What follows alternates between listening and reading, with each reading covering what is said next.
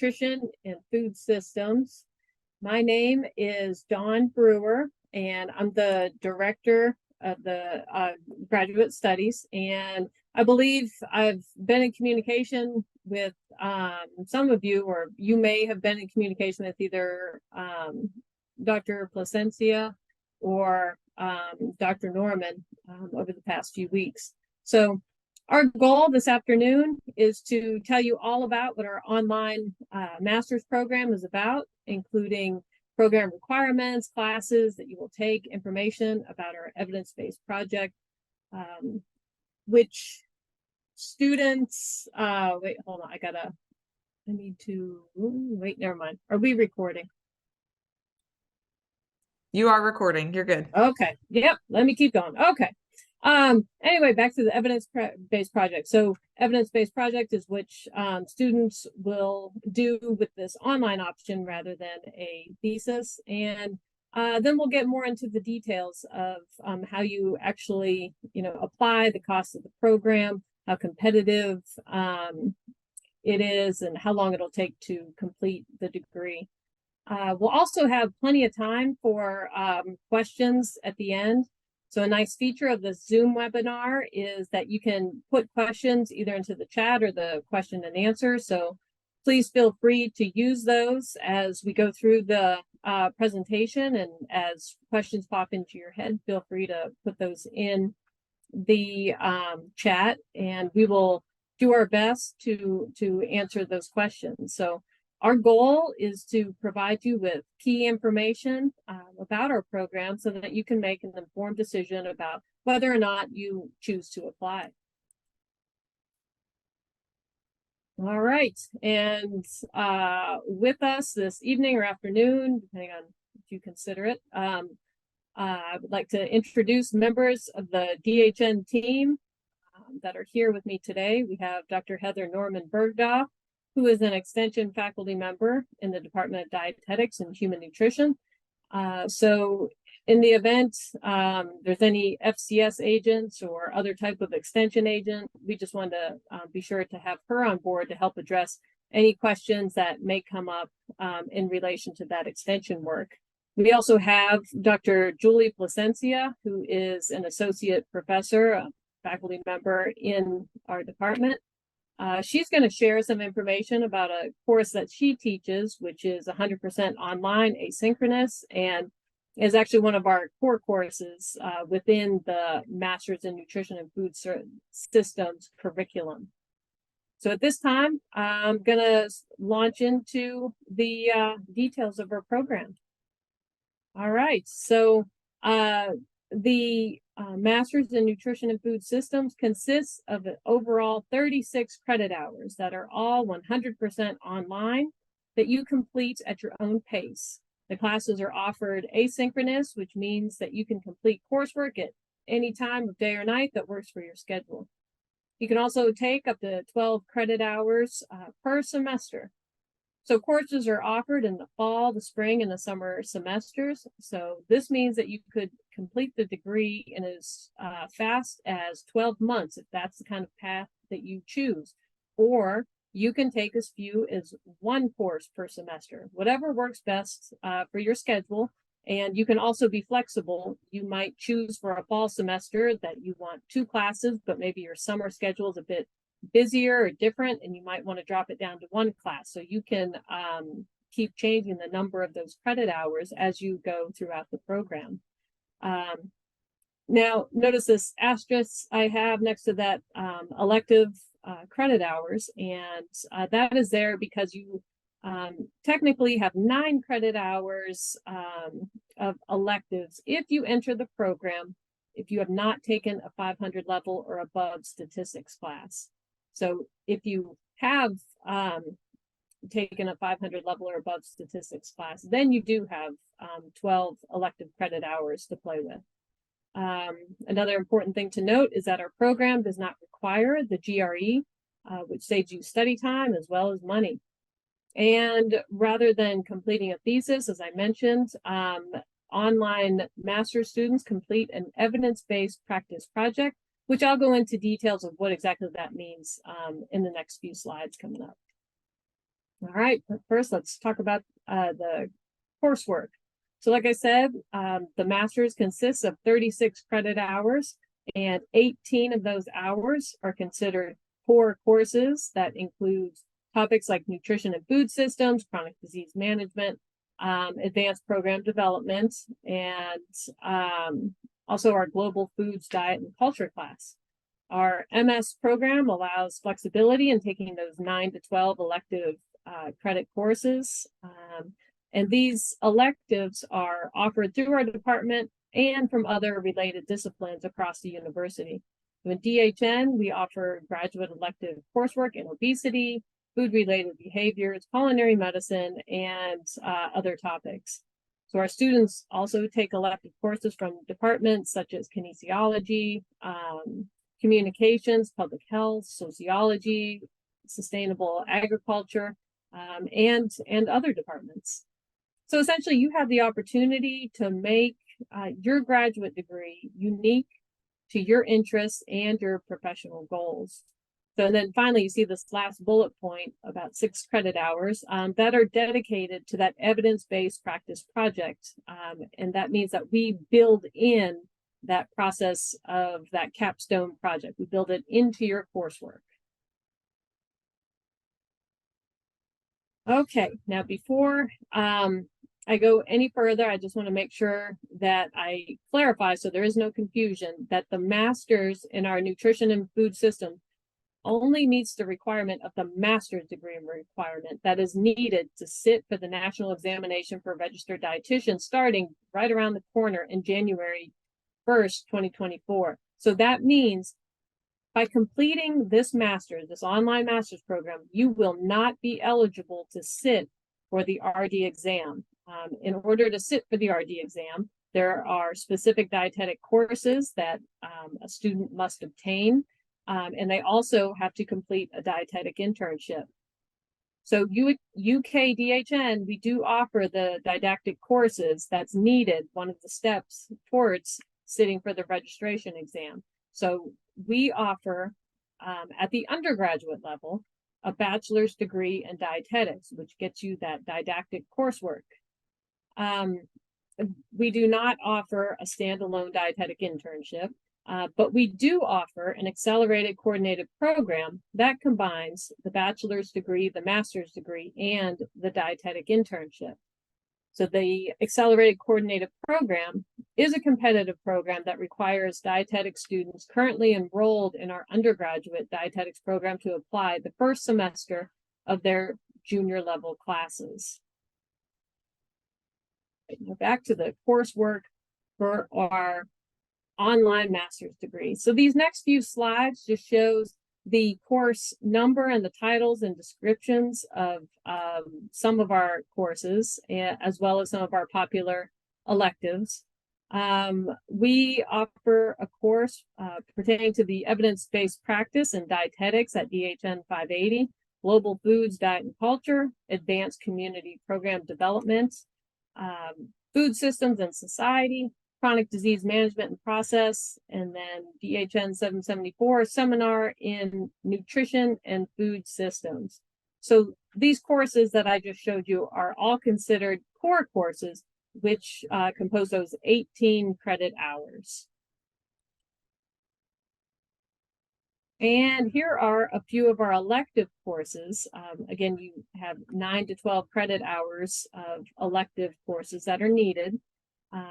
As you can see, the courses offered by this degree as a whole focus on different aspects of the food system, as well as chronic disease processes, community program development, and evaluation. Something that is not listed on these slides are the 6 credit hours of DHN 782, which are those research hours. It's DHN 782 special problems in nutrition and food systems.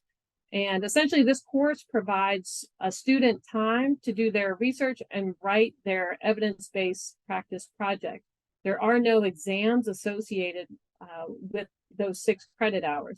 There are assignments related to the components of your evidence-based practice project, meaning that So one of the assignments might be to grade the evidence that you've collected to answer your question.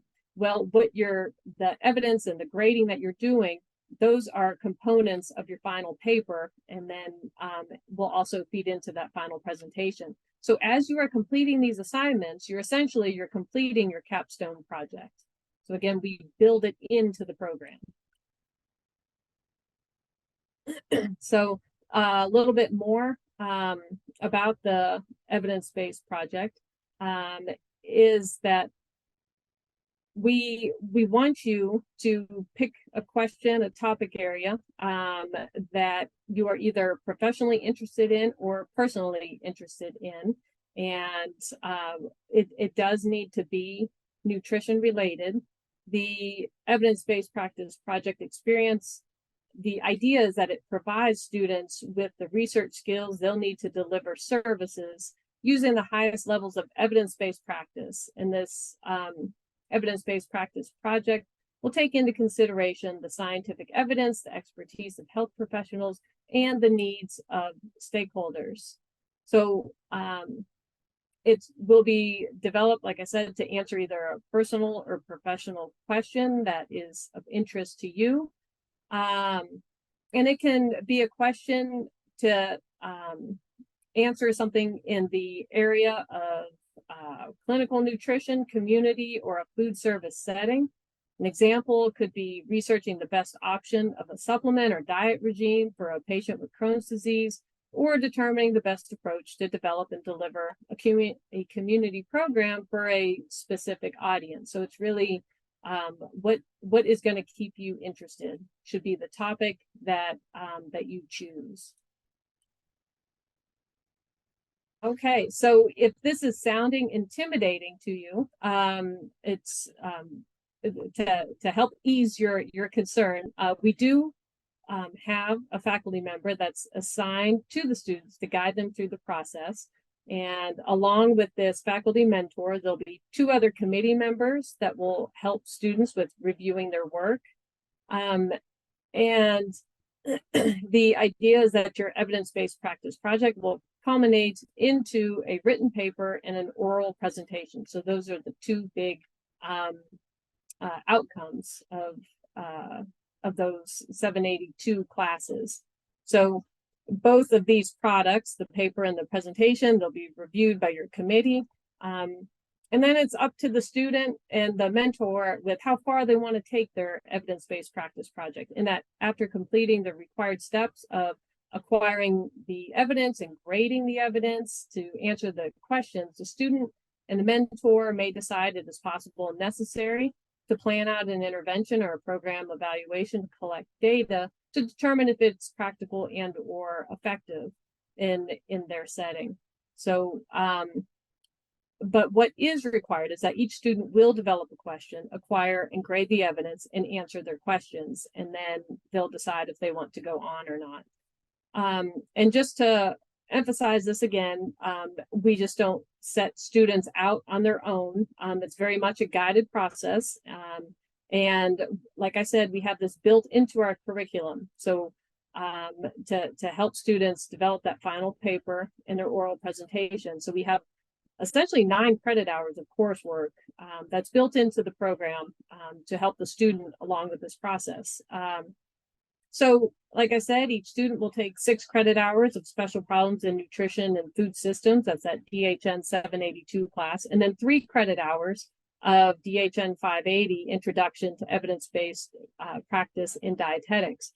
So those 6 credit hours of special problems in nutrition and food systems essentially protects your time to do research and writing. So it's not a class where there are exams, but there are assignments that walk you through the different components of the EBP project. So you learn how to complete each step, and then you are developing those final products of that paper and the presentation. And then those 3 credits of the Intro to Evidence-Based Practice, there are assignments within that class that help students develop a basic understanding of research, evidence-based practice, and then the difference between them, and then how they complement and feed into each other. Dawn, we have a question, and I think this might be a good time to answer it. And Really, it provides clarification. So since you've talked about the courses, you've talked about the evidence-based projects, the participant asked if there were any requirements at all to be in person for anything. And I thought everybody might benefit from your answer. Oh, that's a really great question. No. So when it comes to presenting your final presentation, that is done through Zoom. Any meetings that you have with your committee, your mentor, that would be through Zoom. And our classes are asynchronous.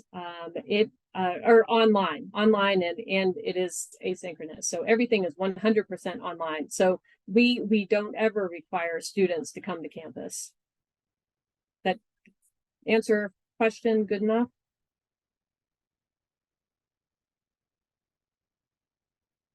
Well, Dr. Norman, just keep chiming in when it seems appropriate to answer questions. Thank you.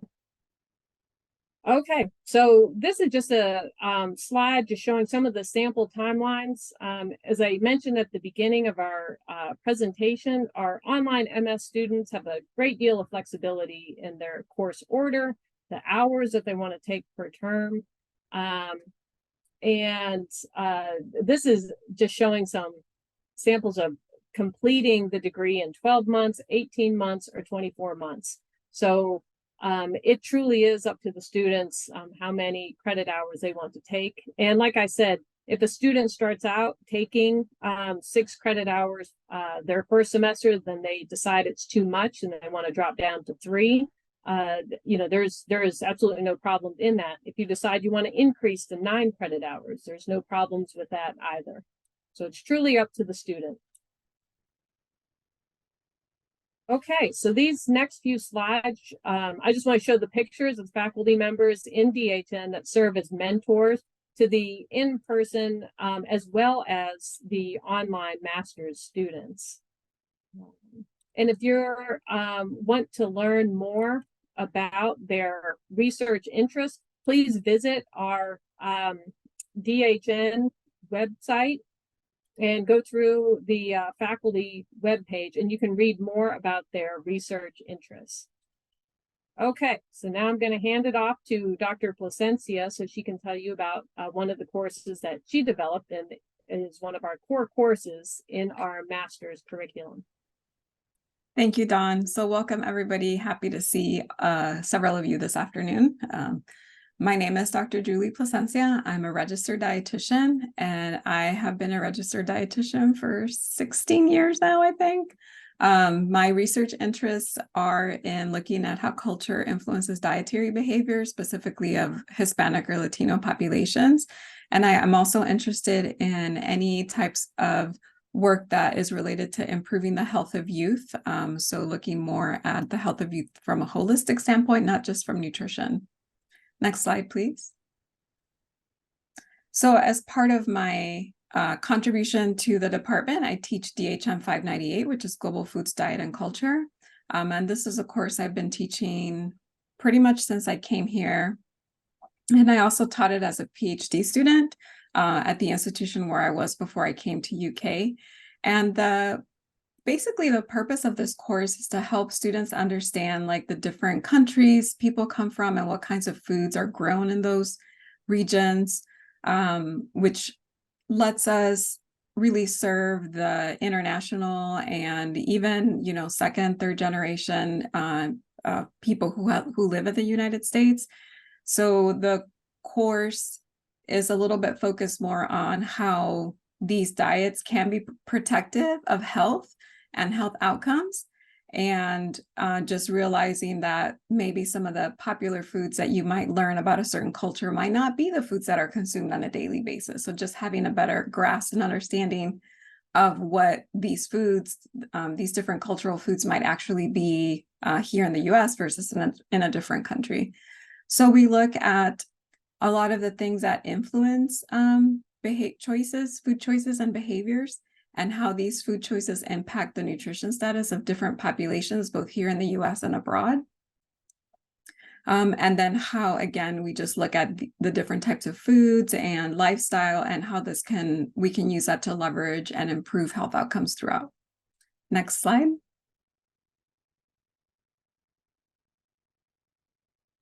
So here is just a short example of the different types of factors that we look at for many different cultures.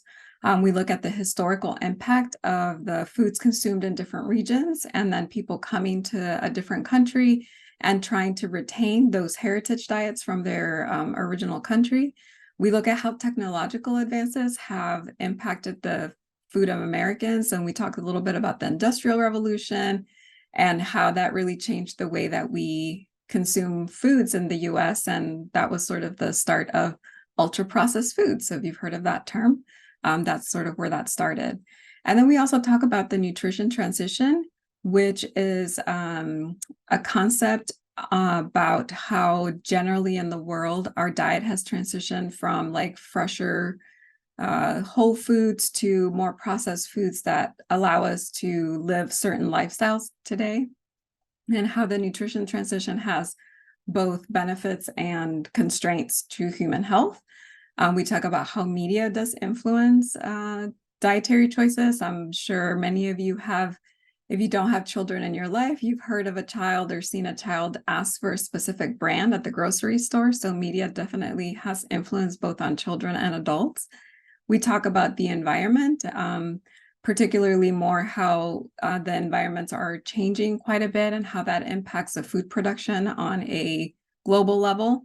And then we also talk about domestic and global hunger. So traditionally, we had thought about hunger more of a problem in developing countries. However, we see that even in the United States, we have areas and pockets of cities or regions that have more risk for having or experiencing hunger. So these are some of the topics that are touched throughout the course. I hope you find any of these interesting. If we don't get to one that you're interested right away in the class, we will eventually get to one. And then students complete a paper where they get to interview a couple of different individuals that have a different ethnicity from your own.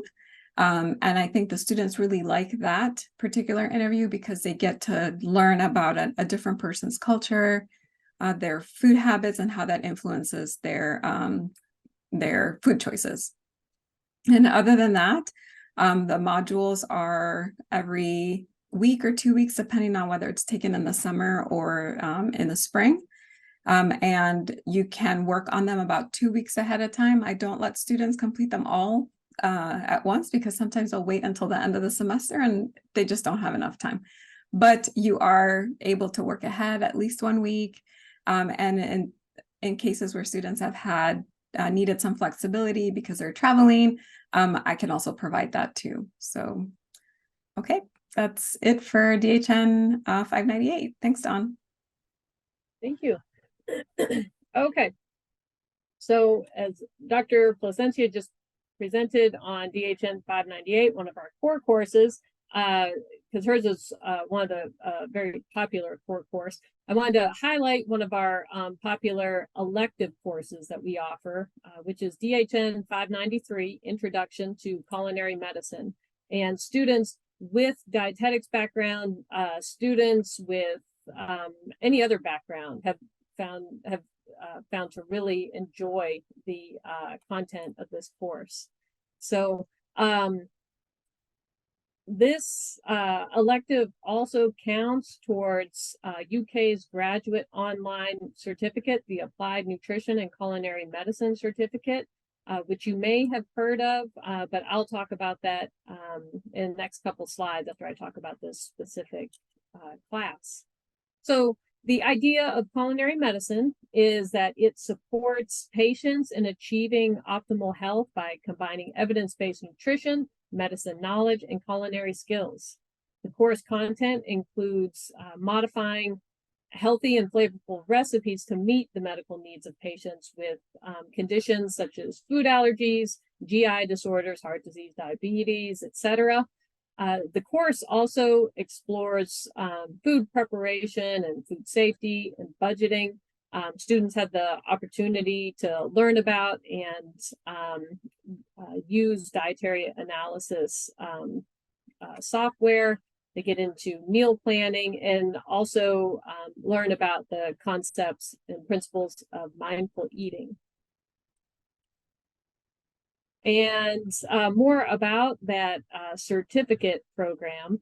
Now, that class I just talked about, DHN 593, is one of the required courses for this Applied Nutrition and Culinary Medicine graduate certificate. So this certificate program is shared between the colleges of the Martin Gatton College of Agriculture, Food and Environment, the College of Health Sciences, and the College of Medicine. And courses offered are offered by experts within each of those colleges. So the target audience of the certificate are really just various health professionals that are currently practicing or plan to practice in the healthcare profession that are seeking nutrition knowledge. It's also good for post-bac students that are also interested in just learning more about nutrition. And it's also very fitting for students in our Masters of Nutrition and Food Systems to obtain this certificate. And currently now, some of our students are enrolled in this certificate program and others are not. It's really your choice. But this certificate, just like our master's program, it's 100% online. So there's no need to come to campus. And this is just a sample of course schedules, and just to give you an idea of some of the courses taught by each of those different colleges. And how it works into the Masters of Nutrition and Food Systems is that these certificate hours, there's classes that are core courses and elective courses offered by DHN that also count towards the culinary medicine certificate.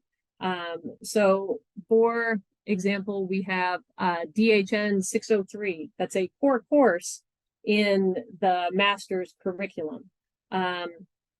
So as you're obtaining the required courses for a master's, you're also getting some of the courses towards the certificate. So it builds in nicely, and those elective credit hours that you have as part of the master's, you can use some of the classes that are needed by this certificate to fill in those elective credit hours. So a student, if they choose to complete the certificate, they can complete their degree with a master's in nutrition and food systems, and as well as a graduate certificate in applied nutrition and culinary medicine.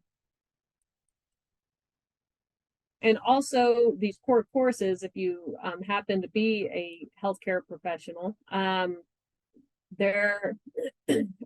these core courses are each accredited for 14 continuing education hours for physicians, physician assistants, pharmacists, and also various public health professionals. Okay, so moving on to the application process. Okay, so the admissions to the online Masters in Nutrition and Food Systems program is selective and competitive.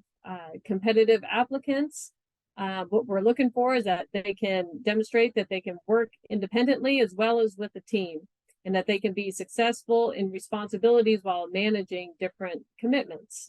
So these are important attributes because online students tend to be working while taking their online courses. So in addition, students need to be very self-driven and motivated because the nature of the asynchronous online courses and completing the research involved with the evidence-based practice project. So essentially, no one is going to be forcing you to do any of this. It's on the student to make their schedule and make time for their school work. So students must have, applying for the program, students must have a relative undergraduate degree from an accredited institution. A relevant degree includes degrees in nutrition science, dietetics, exercise science, public health, biology, chemistry, nursing, and so on. Now, say if you're sitting here and you say, I don't have a relevant degree. Well, alternatively, the applicant may be asked to complete some prereqs such as nutrition, physiology, or biology courses, depending on what the undergraduate degree is that you're coming in with. But a minimum GPA of a 3.0 is required, with conditional admittance considered. And just a reminder, the GRE is not required to apply. So once you're on DHN's website and then you look at the graduate programs tab and you select the online master's degree from our homepage, you'll come to this page and you scroll down to the bottom and you'll see under admissions requirement, you're going to see a button that says apply today, where this big red arrow is pointing to. And once you click on that, you'll see this page come up, and it's essentially a list of instructions of how to apply. And I just wanted to talk through some of the common questions that I get about the application process. So the first one is about transcripts, and the transcripts that you initially submit do not need to be official at that stage. But if you are accepted to the program, then the graduate school will come back and ask for official transcripts to be submitted. The professional writing sample can be from a school project or a manuscript that you are a lead or co-author on. But in the event that it's been several years since you have been in school and you don't have a project handy, then just go ahead and submit something that you've written as part of your job, such as a newsletter, a guidance document, a white paper, something along those lines would suffice. For the statement of purpose, you do not have to have your project idea developed or a mentor picked out, but do address the points that we have outlined on our set of instructions. As far as if applicable, the English language do include English language test scores. English speaking international countries do not require these test scores. If you have a question about this, then please reach out and just ask me. There are 3 letters of recommendation are required. And these should be from people that can speak to your academic capabilities as well as your work performance. And once you submit their name, an automated recommendation request will be sent to the email address that you enter into your application. So once you enter their name and email address, there's no further action on your part. But please select people that you feel will get this letter done and in a timely manner, because you can have all components of your application submitted, including that you paid the fee.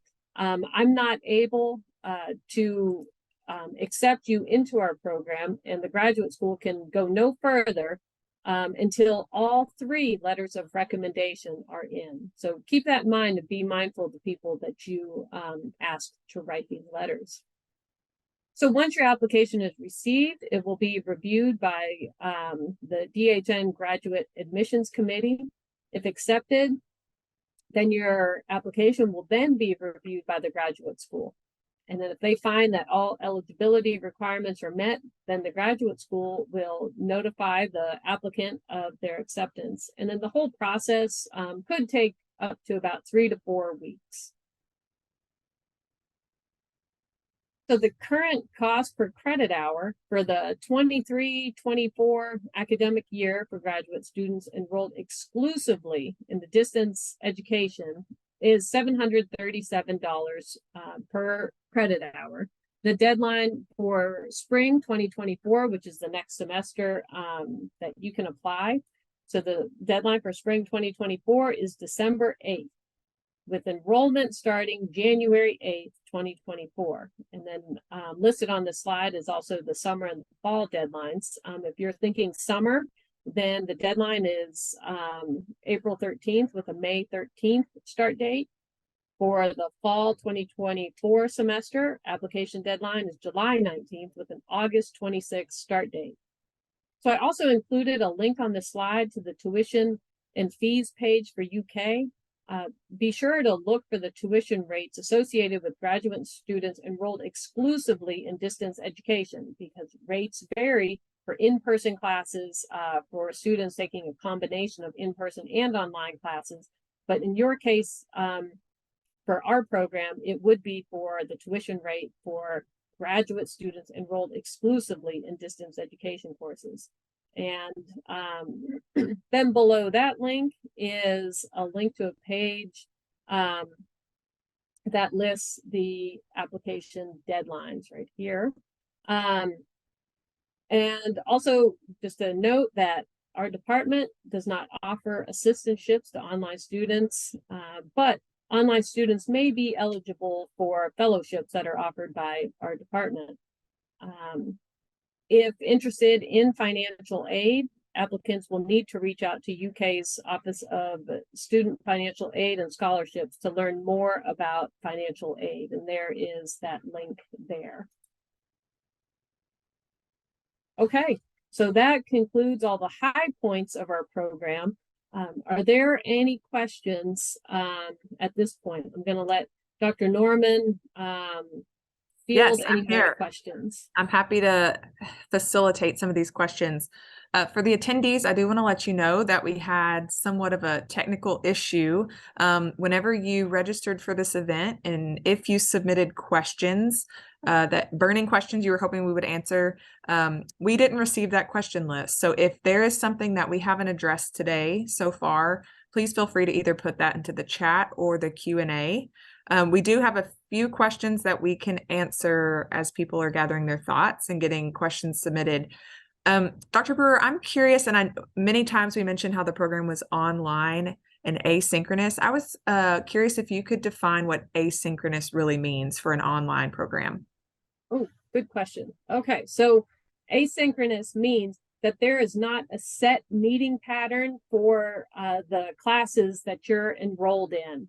So that means that all the course material is available to you at any time of day or night that you choose to look at it and engage with it. So if it's first thing in the morning, the afternoon, wee hours of the night, it is there for you to do it. So there is not a set time of Monday, Wednesday, Friday at 2 p.m. to be on a computer.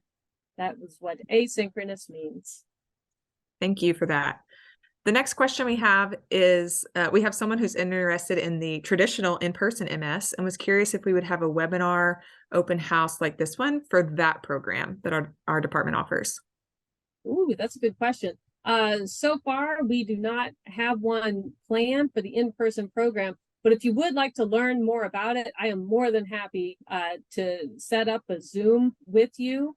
Or set up a personal visit, whatever works best for a potential applicant. So please reach out to me. I'm just going to shout it out with my email address. It's just dawn.brewer@uky.edu.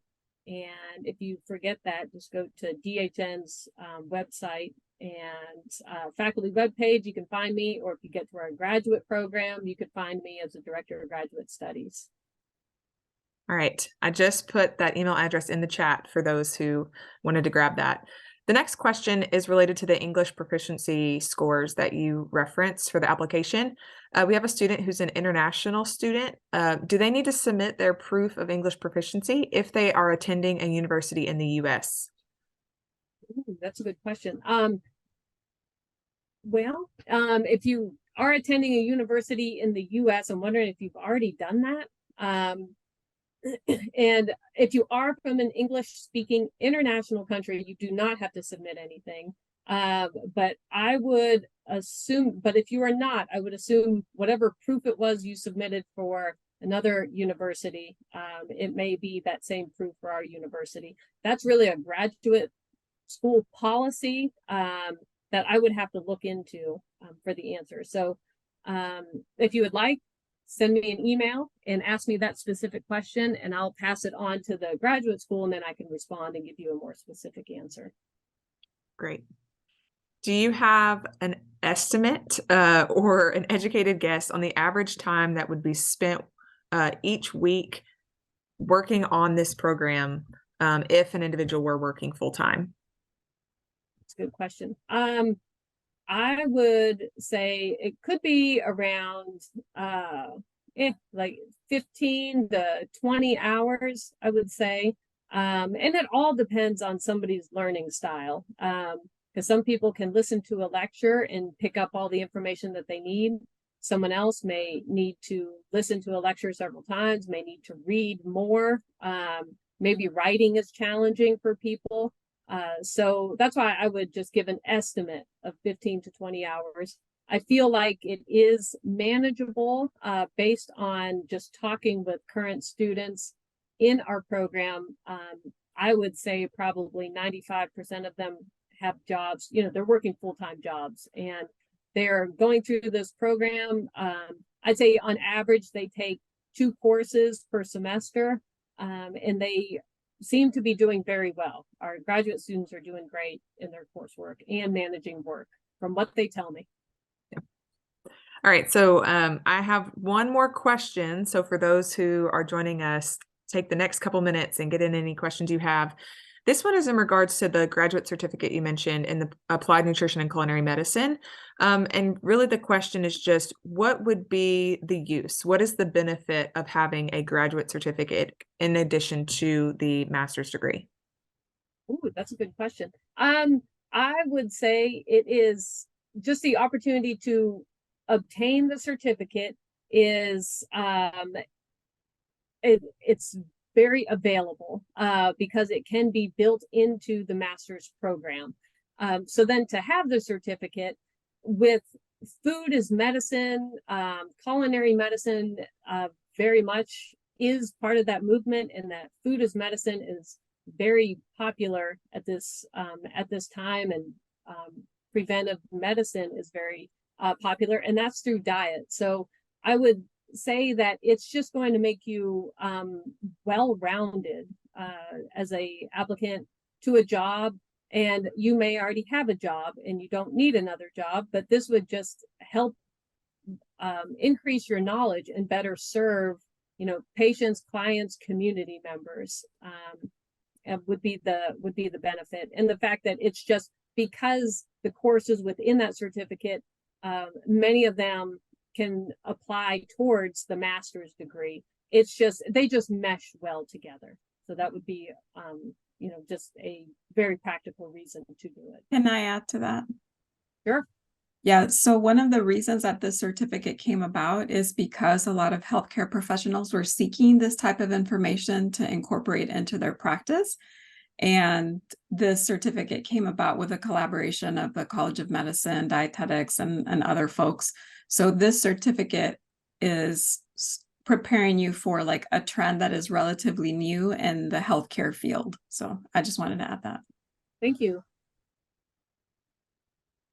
All right, that's all that I have on my side. I'm not seeing any more questions in the Q&A or in the chat at this time.